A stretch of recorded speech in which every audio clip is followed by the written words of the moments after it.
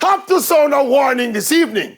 20-year-old Spanish tennis player Carlos Alcaraz, if he remains fit and healthy, he is on his way to becoming the GOAT of tennis.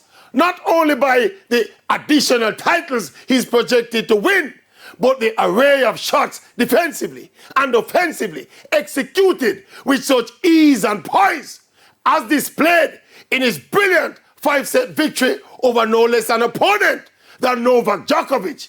And what better way to judge the quality of an emerging player than him going up against the very best there is? This youth Alcaraz must be the most complete 20-year-old in the history of tennis. So let's be conservative and give him 10 more years at the top of his game. He's good enough now, but he must improve with time and experience. And if he averages 2 slam titles per year for the next 10 years, he will win more, sometimes he will win less, but on average, 10 more years at the top, he will easily have plenty Grand Slam titles. Remember, the Maverick telling you this today.